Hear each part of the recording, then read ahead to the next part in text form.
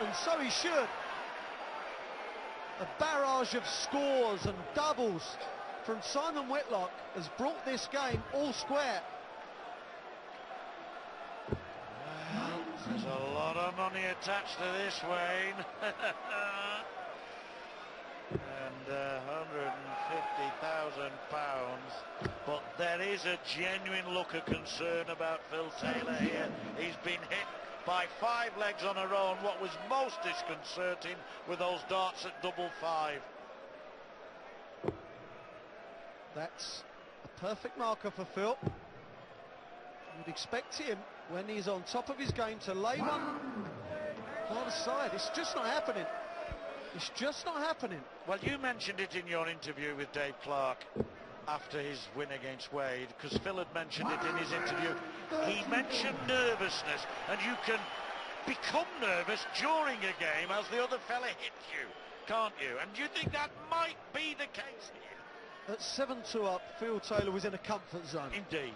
And now he's no longer in that comfort zone, and that will make him nervous. That will make him more responsive to the good shots from Simon Whitlock. And I mean responsive in what could be a negative way, not always positive.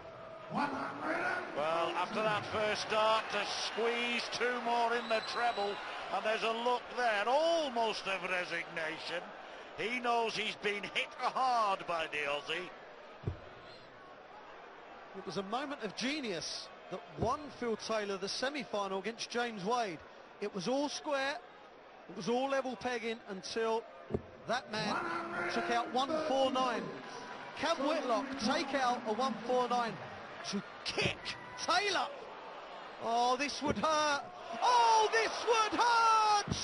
Oh, so close to that which Taylor, as you say, did to Wade. And Wade was sitting on 58 at the time. That would really have hurt, as you say. Now then, tops for Taylor for 8-7, and yes! Doesn't let him down. That meant as much as a 149 check out to the man. You see Phil Taylor say first time. He hasn't been hitting tops, and yet he leaves it. He still has the belief under all that pressure that he's going to get the one dart at tops, and it flies in for him because he responds, and he responds in a way that only he can. That was a big, big leg, Wayne. The 15th of this match. Whitlock at 8-7 with that double 16. Suddenly is within sight of the winning post, admittedly a couple of furlongs away. But now, suddenly, Taylor's on the rails and entering the final furlong is ahead. That's 4 into the 9. Well, he's at the Mardle 5 again. What's the matter with Phil Taylor? Some parts are brilliant, some parts have been off. And he's still in there fighting, still in the lead in this match. He seems to have weathered the storm. Yes, and in the same way that those missed double 5s let Whitlock in, so that missed double 16, admittedly at the end of a 149 combination, has given Taylor a new lease of life. Gotta see this. He can do it. Not now.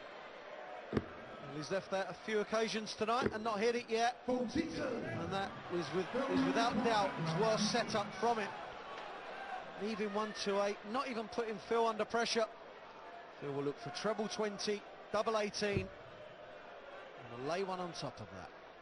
You know, it's amazing how a game of darts can suddenly change as he looks at double 8. Perfect! No problem for Taylor. Suddenly finds a way back. This game is really going up and down.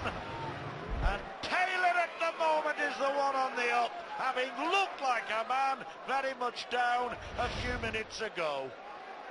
How quick Phil Taylor has turned this match round in his favour again. There's been over 640,000 points scored in this whole Premier League. and Phil Taylor needs just 501 more of them. And who's to say it's not going to be in roughly 12, 13 darts. Simon Whitlock has it all to do, has to win every remaining leg. Yeah. And produce darts like that. Unlucky.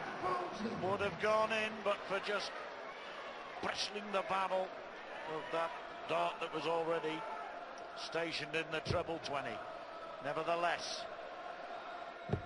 Oh, I say nevertheless. That's how you get the 180s back in the grooves. Phil Taylor knows how to put matches and championships to bed. It's only Phil Taylor's fourth 180 of the night. We would expect more in a match, let alone night.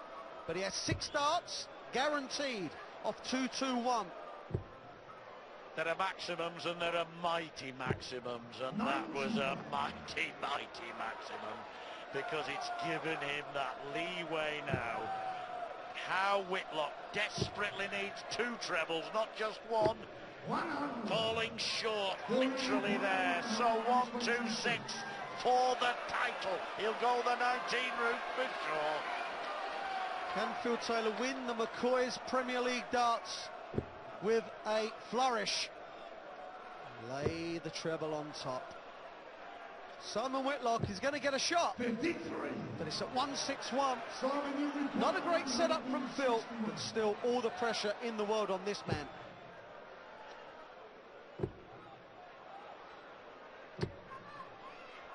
So 73 for Phil Taylor to win the McCoy's Premier League title. Double 8 for a 6th time. Phil the Power Taylor sets East London alight and has won again the McCoy's Premier League. Power to the power. Ladies and gentlemen, receiving £150,000, the magnificent trophy, but most important of all, the title of the McCoy's Premier League Champion 2012. It's the one, the only, Phil the Power Taylor!